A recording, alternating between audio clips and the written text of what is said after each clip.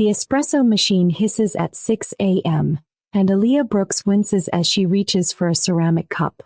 A sharp, stinging pain shoots through her shoulder. A reminder of last night, of Andre's grip, of the argument that ended with her body pressed against the kitchen counter. She adjusts her uniform strap carefully, making sure the dark purple bruise stays hidden beneath black fabric. 3 days until rent is due. 3 days to keep her head down, keep smiling, keep surviving in a home that isn't safe. The cafe fills with the morning rush, and she plasters on her professional mask. No one can know. No one can see.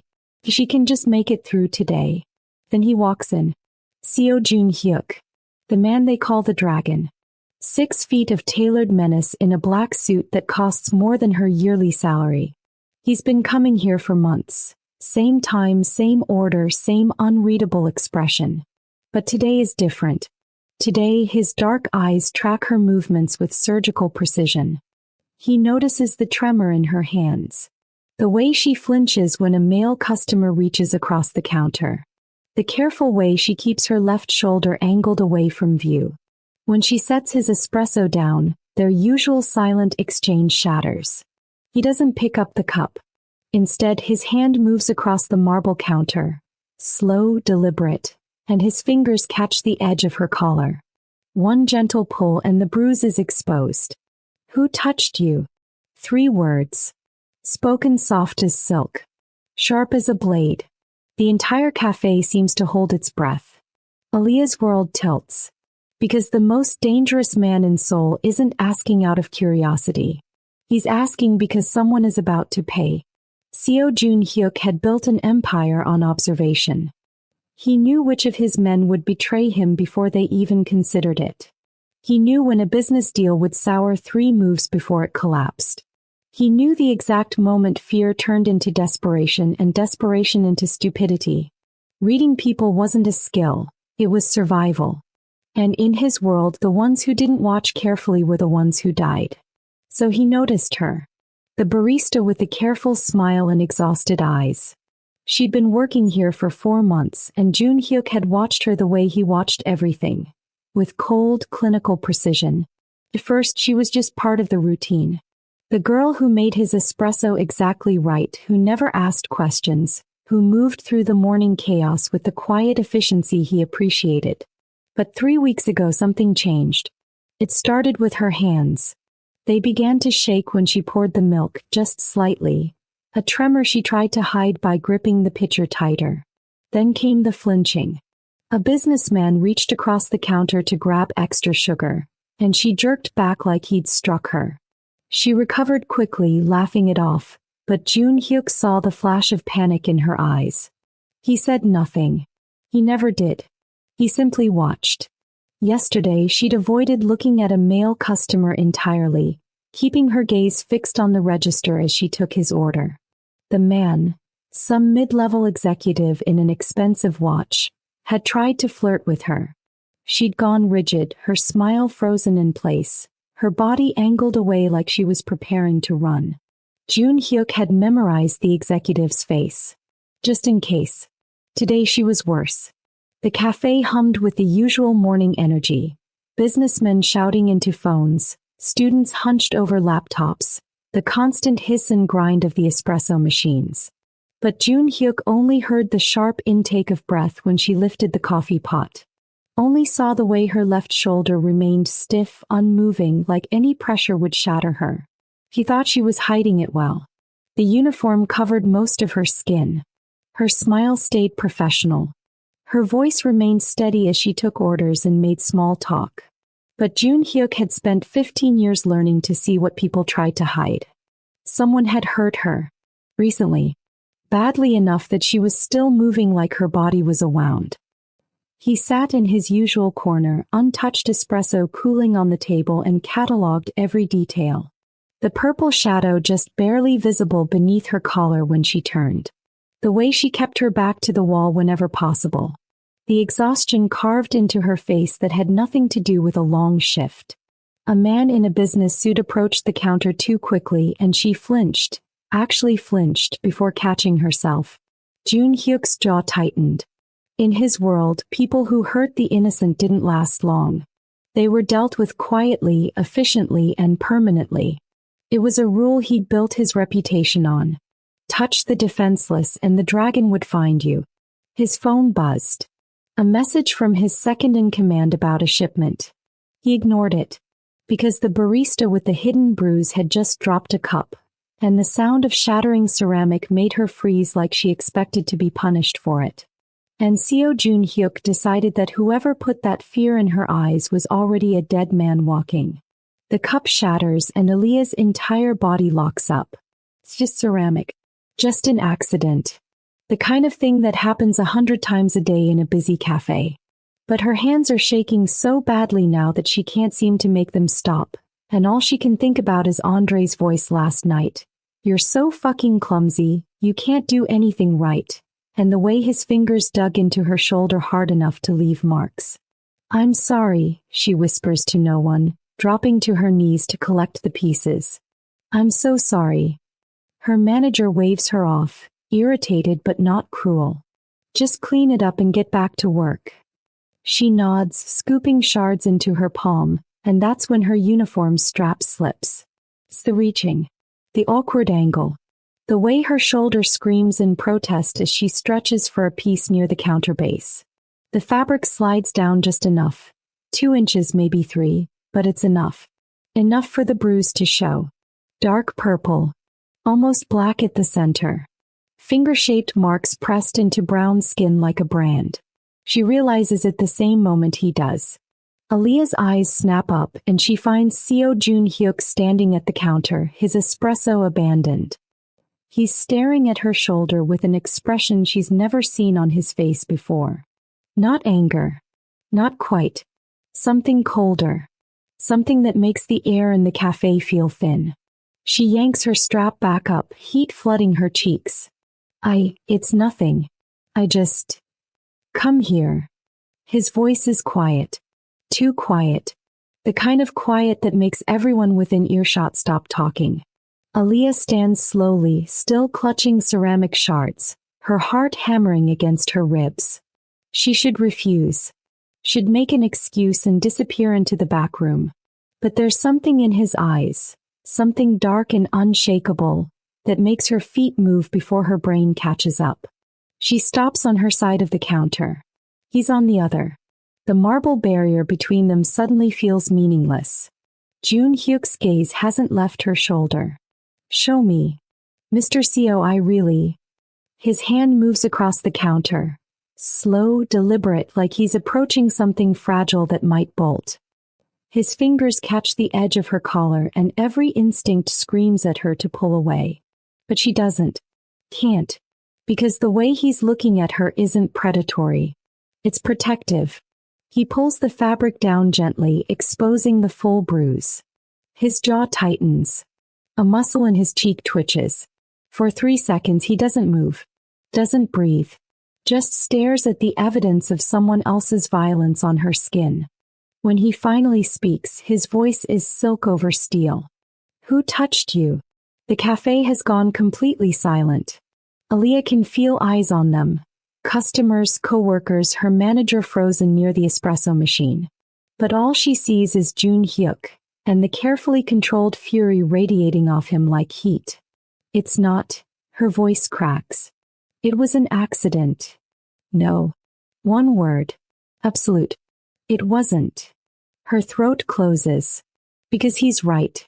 And because no one, not her friends, not her coworkers, not the neighbors who definitely hear the fights through the walls, has ever called it what it is. Tell me his name. It's not a request. Aaliyah's hands are shaking again, still full of broken ceramic. She should lie. Should protect Andre, protect herself, protect whatever fragile stability she's managed to cling to. But something in Jun-hyuk's eyes makes her feel like the truth might not destroy her this time. My boyfriend, she whispers. Andre. The temperature in the room drops 10 degrees. Jun-hyuk releases her collar carefully, almost gently, and steps back. But his eyes, God, his eyes have gone absolutely black. When he speaks again, it's not to her. Close the cafe. Her manager stammers. Sir, we can't just. I said close it. Jun Hyuk pulls out his phone, already dialing. Everyone out. Now. And because he's Seo Jun Hyuk, because his name carries weight that transcends normal authority, people start moving. Aaliyah stands frozen behind the counter, still holding pieces of a broken cup, while the most dangerous man in Seoul makes a call that will change everything. Find Andre, he says into the phone, voice dead calm. I want him in front of me by midnight. Then his eyes find hers again and something in them softens. Just barely. You're done running, he tells her. Starting now. Aaliyah shouldn't have gone home. She knows it the moment she turns her key in the lock and feels the resistance. The door is already unlocked. Andre is inside. Waiting. Her manager had sent her home early after Jun Hyuk cleared the cafe.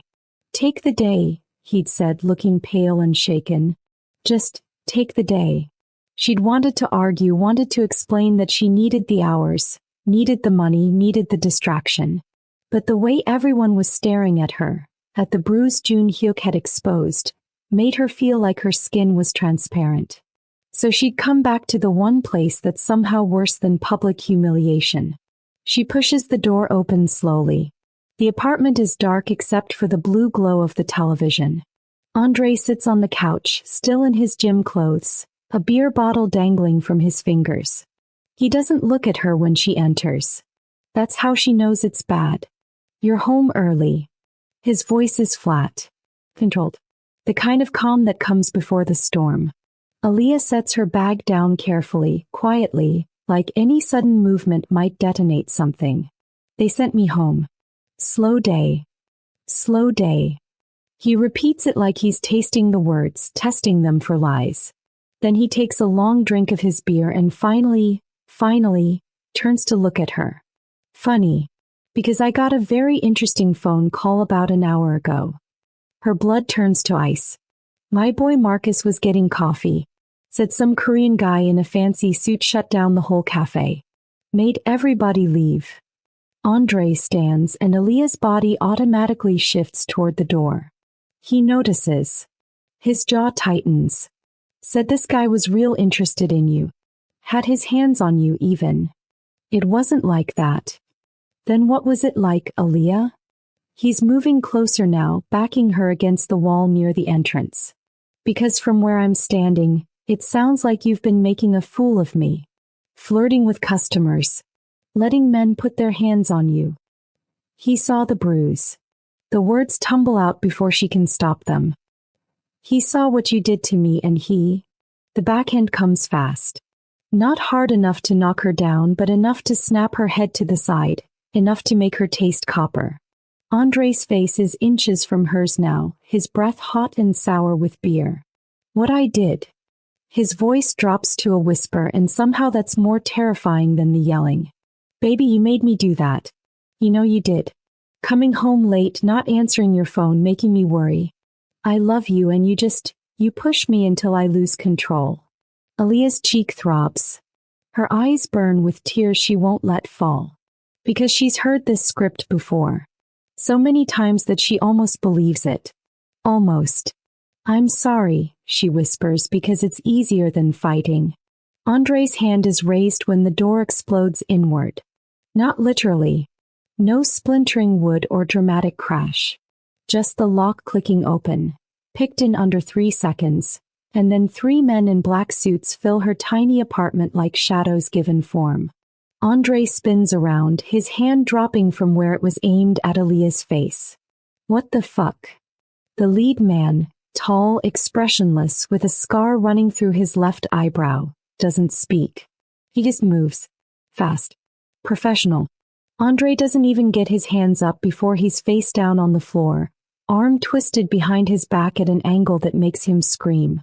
Wait, I didn't do anything. Get off me. Aaliyah presses herself against the wall, heart hammering so hard she thinks it might break through her ribs.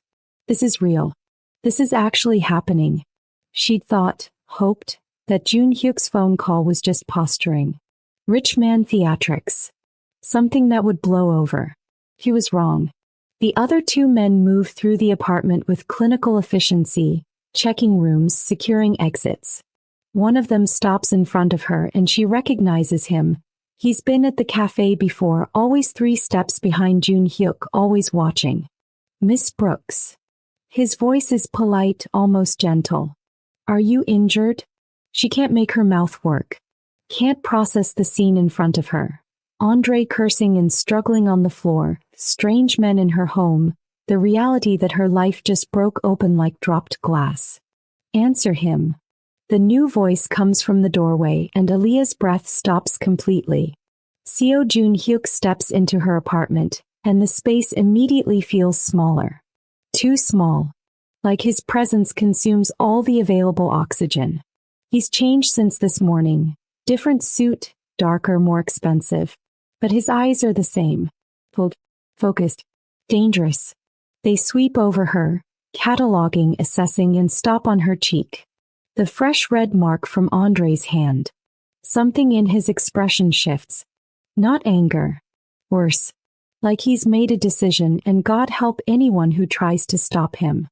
Get him out of here, Jun Hyuk says quietly. Andre's eyes go wide. Wait, you can't just... I know my rights. I'll call the cops. The man with the scar leans down, whispers something in Andre's ear that makes all the color drain from his face. Then they're hauling him up, dragging him toward the door. Andre tries to look back at Aaliyah, tries to say something, but they're already gone. Just like that. The apartment falls silent except for Aaliyah's ragged breathing. Jun Hyuk hasn't moved from the doorway. He's watching her with that same unreadable expression, like he's waiting for something.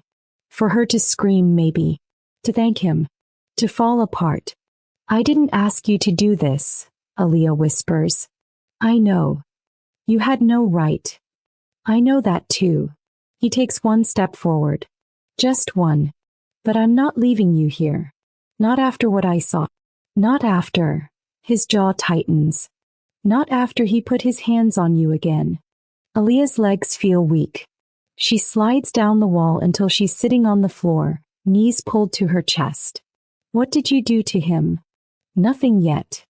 Jun Hyuk crouches in front of her, close enough that she can see the gold flecks in his dark eyes. But he won't touch you again. Ever. I promise you that. I can't just leave. My apartment, my job, my life. Your life was killing you. His voice is soft now. Almost kind. Let me give you a different one. He stands, extends his hand. An offer. A choice. Aaliyah stares at his palm, broad, scarred, capable of terrible things. Behind him, through the open door, she can see the black sedan waiting. An escape route. A different prison maybe, but at least one without bruises. She takes his hand. Jun Hyuk pulls her to her feet, and when her legs buckle, he doesn't hesitate. He lifts her, 1 arm under her knees, 1 behind her back, like she weighs nothing at all. I've got you, he murmurs against her hair. And for the first time in 2 years, Aaliyah believes someone actually might. I know you are. Andre's hand comes up, she flinches, but he just tucks her hair behind her ear. Gentle now. Like he wasn't just hurting her. But you need to understand something. That rich boy at the cafe? He doesn't care about you. Not really. Men like that, they see girls like you as toys. Something to play with and throw away. His fingers trail down to her shoulder, pressing against the bruise. She gasps. I'm the only one who actually loves you, he says. The only one who'll put up with your shit. So whatever fantasy you're building in your head about some knight in shining armor, let it go, because you're not going anywhere. He kisses her forehead and Aaliyah closes her eyes. Outside, a black sedan pulls up to the curb. Aaliyah wakes to silk. Not the rough polyester sheets from her apartment, but actual silk, cool and impossibly soft against her skin. For a disoriented moment, she thinks she's dreaming. Then the memories slam back. Andre's hand raised. The door bursting open. Jun Hyuk carrying her out of her apartment and into a car that smelled like leather and expensive cologne. She'd fallen asleep somewhere on the highway, exhausted and shock-numb, her cheek pressed against his chest. Now she's in a bed the size of her entire bedroom, surrounded by walls painted the color of cream. Morning light filters through floor-to-ceiling windows, and when she sits up, wincing at the pain in her shoulder, she can see gardens. Actual gardens with stone paths and sculpted hedges and a fountain that looks like it belongs in a museum. This isn't a house. It's an estate. Panic rises in her throat. Because she knows what this is. What it has to be. Men like Jun Hyuk don't rescue women out of kindness. They collect them. Own them. She's traded one cage for another. This one just has better furniture. The door opens and a woman in her 50s enters carrying a tray. She's dressed simply but elegantly, her gray hair pulled into a neat bun. "Good morning, Miss Brooks." Her voice is warm, accented. "I'm Mrs. Chin, the head housekeeper. Mr. Seo asked me to bring you breakfast and show you around when you're ready." Aaliyah pulls the silk sheets higher. "Where is he?" "Attending to business. He'll return this evening." Mrs. Chin sets the tray on the bedside table. Fruit, pastries, tea that smells like jasmine. "He wanted you to rest. You've been through quite an ordeal. I need to leave." Mrs. Chen's expression softens. "You're not a prisoner here, dear. You're a guest. Mr. Seo was very clear about that." She moves to the closet, opens it to reveal clothes in Aaliyah's size. New clothes. Expensive clothes. "He thought you might be more comfortable in something fresh. Take your time. I'll be just outside if you need anything." She leaves before Aaliyah can respond. An hour later, showered, dressed in jeans and a sweater that probably cost more than her rent, still terrified but also starving, Aaliyah lets Mrs. Chin lead her through the estate. It's overwhelming. Marble floors. Original artwork on every wall. Rooms that serve purposes she can't even identify. Then Mrs. Chin opens a door on the second floor and Aaliyah's breath catches. It's a studio. A real artist studio with north-facing windows and perfect natural light. Easels arranged near the glass. A work table covered in supplies. Paints, brushes, canvases still in their packaging. Shelves stocked with every medium she's ever dreamed of working with and a dozen she's only read about. "Mr. Seo had this prepared yesterday," Mrs. Chin says quietly. "After he looked into your background and learned about your art. He thought you might want a space to work." Aaliyah walks to the nearest easel like she's in a trance.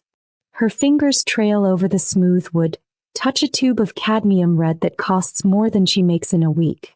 "I don't understand." "He doesn't expect anything from you, Miss Brooks. No obligations. No debts."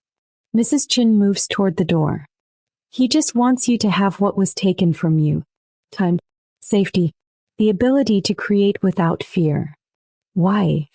Aaliyah's voice cracks. "Why would he do this?" Mrs. Chin pauses in the doorway and something knowing passes across her face. "I've worked for Mr. Seo for 15 years. I've seen him make men disappear. I've watched him build an empire on fear and calculated violence. But I've never, not once, seen him look at someone the way he looked at you when he carried you through that door." She leaves Aaliyah alone in a room full of light and possibility. And for the first time since she can remember, Aaliyah sits down in front of a blank canvas without her hands shaking. Aaliyah has been in the estate for 5 days when Jun Hyuk finally sits for her. He doesn't ask. Doesn't demand. He simply appears in the doorway of her studio one evening, still in his suit, and says, "Paint me." She should refuse. Should maintain whatever distance she can between herself and the man who's holding her life in his hands. But she's been sketching him from memory for 3 days, trying to capture the contradiction of him, the way violence and control somehow make him beautiful. And her fingers itch to get it right. "Sit by the window," she tells him. He obeys without question, and that surprises her. Men like Jun Hyuk don't take orders. But he settles into the chair she indicates, afternoon light cutting across his face, and waits. Aaliyah sets up her canvas, squeezes paint onto her palette, and tries to ignore the way her heart is racing. She's painted hundreds of portraits. This shouldn't be different. But it is. Because when she looks at him, really looks, she sees things she's been trying not to notice. The exhaustion carved into the lines around his eyes. The way his shoulders hold tension like armor. The loneliness that radiates off him despite all his power. You're staring, he says quietly. I'm studying. She mixes burnt umber with ivory black, searching for the exact shade of his eyes. That's what artists do. And what do you see? The question hangs between them, heavy with meaning.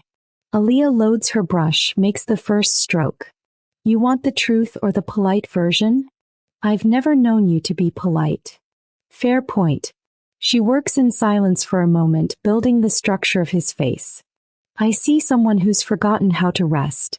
Who's carrying weight that's breaking him, but he's too proud to set it down. Jun Hyuk's expression doesn't change, but something flickers in his eyes. Anything else? You're lonely. The words come out softer than she intends. Surrounded by people who fear you, respect you, obey you. But no one who actually sees you. The silence that follows is different. Tarj. And you see me? His voice has dropped lower, intimate in a way that makes her hands unsteady. Aaliyah meets his gaze across the canvas. I see a man who noticed a bruise on a stranger's shoulder and couldn't walk away. Who gave me a studio instead of a cage. Who sits perfectly still so I can paint him even though he probably has a dozen more important things to do. Nothing is more important than this. The certainty in his voice makes her breath catch. She forces herself to look back at the canvas, to focus on the curve of his jaw, the set of his mouth. But she can feel his eyes on her, tracking every movement, every breath. You flinch less now, he observes after a while. When I move. She does. She's noticed it too. The way her body no longer prepares for impact when he enters a room. You've never given me a reason to be afraid. Most people are afraid of me without reason. Most people don't matter to you.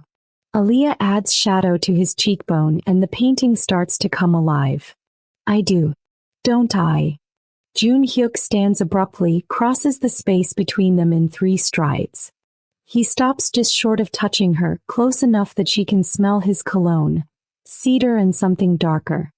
His hand comes up slowly, giving her time to pull away and brushes paint from her cheek. You matter more than anything, he says, voice rough. And that terrifies me. His thumb traces her jaw, gentle, reverent, nothing like Andre's hands, and Aaliyah feels something crack open in her chest. Something that's been locked away for so long she'd forgotten it existed. What? Not fear. Not obligation. Just pure aching want. Jun Hyuk. Tell me to leave. His forehead drops to hers. Tell me this is too much, too fast, and I'll walk away. She should. God, she should. But instead she tilts her face up, closes the distance between them and kisses him. Soft. Careful. A question neither of them knows how to answer yet. When they break apart, Jun Hyuk's control is visibly fraying. I should finish your portrait, Aaliyah whispers. Later. His hand slides into her hair. Right now I just want to be seen. So she lets him stay and they stand in a room full of light while the rest of the world fades away. Aaliyah is mixing paint when Mrs. Chin appears in the studio doorway, her usual calm replaced by something tighter. Miss Brooks, Mr. Seo needs to see you. It's urgent. The word urgent in Jun Hyuk's world carries weight. Aaliyah sets down her palette and follows Mrs. Chin through the estate, her stomach knotting with each step.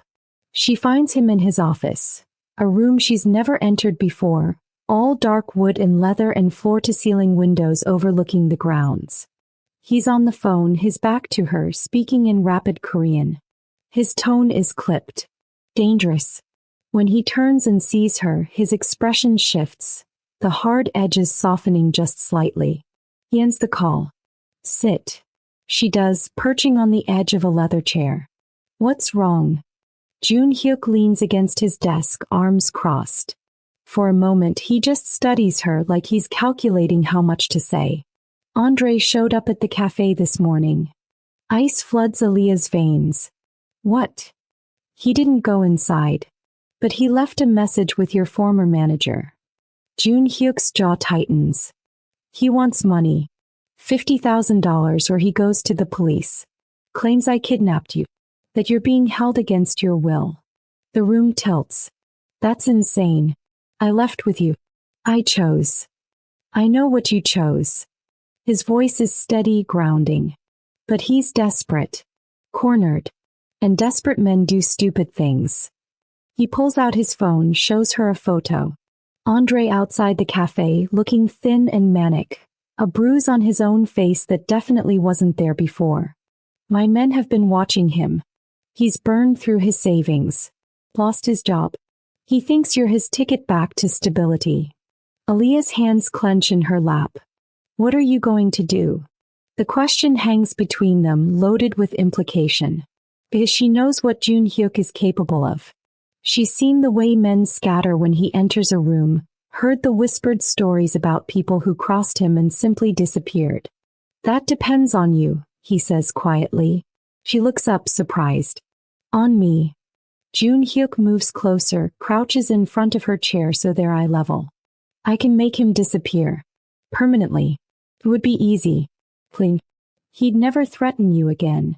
His hand covers hers, warm and solid. But I need to know that's what you want. Because I won't use my power to make decisions for you. Not anymore. Not about this. Aaliyah's throat tightens. A month ago, hell 2 weeks ago, she would have been terrified of this conversation. But now she sees it for what it is. He's not threatening her. He's asking permission. Giving her control in a situation where she's had none for years. I don't want him dead, she whispers. I just want him gone. Permanently gone. Jun Hyuk nods slowly. Then that's what you'll get. He stands, makes another call, this time in English so she can understand every word. Min. The cafe situation I wanted handled cleanly. No violence unless necessary. Get him on tape admitting to the blackmail, then give him a choice. Leave the country within 48 hours or I press charges and make sure every second of what he did to her comes out in court. Graphic detail. Public record. He pauses, listening. Yes, I'm aware extortion is illegal. That's exactly the point. Min. Make sure he understands that if he ever comes back, if he ever even thinks her name again, I won't be this generous a second time. He ends the call and turns back to Aaliyah. It's done. He'll be gone by Sunday. Aaliyah stands on shaking legs. Why? Why give me the choice? You could have just handled it. Because you've had enough men making choices for you. Jun Hyuk's hand cups her face, thumb brushing her cheekbone. My power is yours to use, Aaliyah. Not to control you. Never to control you. She kisses him then, fierce and grateful and full of something that feels dangerously close to love. When they break apart, Jun Hyuk's eyes have gone dark with want, but his voice stays gentle. You're safe now, he murmurs. I promise you that. And for the first time in years, Aaliyah actually believes it. 3 weeks after Andre disappears from her life, Jun Hyuk places an envelope on her easel. Aaliyah is working on a new piece. Abstract this time, all bold color and emotion. When she notices him standing in the doorway of her studio. He's dressed down today, just black slacks and a white shirt with the sleeves rolled up. Domestic. Almost normal if you ignore the way he carries himself like a loaded weapon. What's this? She asks, wiping paint from her hands. Open it. She does. Inside is a plane ticket. First class. Destination blank. One of those open-ended tickets that can go anywhere. Beneath it, a credit card with her name embossed in silver, and a letter from a bank confirming an account in her name. The balance makes her hands shake. $250,000. I don't understand. Her voice comes out small. Jun Hyuk steps into the studio, hands in his pockets. His expression is carefully neutral, but she's learned to read the tension in his shoulders. You've been here almost a month. Long enough to heal. To catch your breath. He pauses. Long enough to realize you might want something different than this. Then what? Then me. This life. This world. He gestures vaguely at the estate beyond the windows. I told you that you weren't a prisoner. I meant it. That ticket can take you anywhere. Paris, Tokyo, New York. Anywhere you've dreamed of. The money is enough to start over. Rent a studio. Focus on your art. Live the life you were supposed to have before. Before you saved me? His jaw tightens. Before I complicated things. Aaliyah sets the envelope down, her heart hammering. You think you complicated things? I know I did. Jun Hyuk runs a hand through his hair, and the gesture is so uncharacteristically uncertain that it breaks her heart a little. You went from one man controlling your life to another. Different circumstances, yes. But still, I took your choices away the moment I carried you out of that apartment. You gave me choices back. She moves closer and he tracks her movement like he always does. Hyper-aware, protective. You gave me a studio. Time. Safety. You asked my permission before handling Andre. You've never once told me what to do or who to be. Because I'm trying not to be like him. You're nothing like him. The words come out fierce. Andre hurt me because it made him feel powerful. Her voice cracks. You see me. Actually see me. And you're terrified that you might be taking advantage of that. Jun Hyuk's control fractures. Of course I'm terrified. You matter to me, Aaliyah. More than anything in my entire goddamn life. And I won't be another cage for you. Even if it means letting you go. The studio falls silent except for the sound of their breathing. Aaliyah picks up the envelope and she watches something die in his eyes. Acceptance. Resignation. Like he'd been preparing for this moment since he first brought her here. She walks to the window, looks out at the gardens she's painted a dozen times, the fountain that sounds like peace, the life she's built in this beautiful prison that doesn't feel like a prison at all. Then she turns back to him and tears the plane ticket in half. I don't want to run anymore, she says quietly. I've been running my whole life. Running from poverty, from Andre, from every hard thing that ever tried to break me. And I'm tired, Jun Hyuk. I'm so tired of running. His expression shifts, hope and disbelief warring across his face. I want to stay. Here. With you.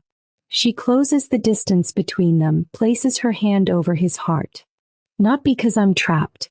Not because I owe you. But because when I imagine my future, my real future, the one I actually want, you're in it. This is in it. Aaliyah. I love you. The words tumble out, terrifying and true. I don't know when it happened. Maybe when you first saw my bruise and refused to look away. Maybe when you gave me this studio. Maybe yesterday when you brought me coffee while I was painting and just sat quietly so I could work. But I love you and I'm choosing to stay. Jun Hyuk's hands frame her face and his eyes are suspiciously bright. You're sure? I've never been more sure of anything. He kisses her then, deep and desperate and full of relief. When they break apart, he's smiling. Actually smiling. She's not sure she's ever seen him smile before. I love you too, he murmurs against her lips. My light. My reason. And Aaliyah finally understands that freedom isn't about where you go. It's about choosing who you become when you get there. The gallery opens on a Saturday in spring, and Aaliyah can't stop her hands from shaking. Not from fear. Not anymore. From anticipation. From the surreal reality that her name is printed on elegant cards, that her art hangs on pristine white walls, that people, actual people with money and taste and influence, are gathering to see her work. Breathe. Jun Hyuk's hand finds the small of her back, grounding her. He's devastating in a charcoal suit, hair perfectly styled, every inch the powerful man he is. But when he looks at her, his eyes are soft. Proud. They're going to love it. You're biased. I'm right. He turns her to face him, adjusts the collar of her black dress. Silk, designer, chosen because it makes her feel like the artist she's always wanted to be. You ready? Aaliyah looks past him at the gallery. 16 paintings. Each one a piece of her journey. The dark, violent abstracts from her time with Andre. The tentative, healing landscapes from her first weeks at the estate. And the centerpiece, Jun Hyuk's portrait, the one she started that afternoon in her studio, finished over months of learning to see him completely. She titled it The Dragon's Heart. I'm ready. The doors open and Seoul's elite flood in. Art collectors, critics, socialites, and mixed among them, moving like shadows in expensive clothes, Jun Hyuk's people. She recognizes Min, his second-in-command, examining a painting with genuine interest. Mrs. Chin dressed elegantly, beaming with pride. Even some of his business associates, men whose names she's learned not to ask about, studying her work with careful respect. Two worlds colliding. Her art and his empire. And somehow, impossibly, it works. A woman in her 60s approaches the portrait of Jun Hyuk, champagne glass in hand. She stares at it for a long moment, then turns to Aaliyah. You captured something remarkable here. Most people paint Seo Jun Hyuk as either a monster or a myth. But you painted him as a man. That's what he is, Aaliyah says quietly. The woman smiles knowingly. Yes, I suppose he is. To you. The evening blurs into a dream. Red dots appear next to paintings sold. Critics ask thoughtful questions about her technique, her inspiration, her vision. A journalist from a major art magazine requests an interview. And through it all, Jun Hyuk stays close. Not hovering. Not controlling. Just present. A steady anchor in the chaos. At one point, she overhears a conversation near the bar. That's her, isn't it? The barista. I heard he cleared out an entire cafe for her. Had her boyfriend dealt with? More than dealt with. Word is the guy fled the country. Well, can you blame Seo? Look at her. Look at this work. She's extraordinary. Aaliyah waits for the old shame to surface. The humiliation of being defined by her trauma, by the man who saved her. But it doesn't come, because she's not that terrified girl anymore. She's not a victim or a possession or a project. She's Aaliyah Brooks. Artist. Survivor. Woman who chose her own fate. As the night winds down, Jun Hyuk finds her standing in front of her favorite piece. An abstract called Rebirth, that's all gold light breaking through darkness. 12 paintings sold, he murmurs, sliding his arms around her waist from behind. The gallery owner says you're the most successful opening they've had in 5 years.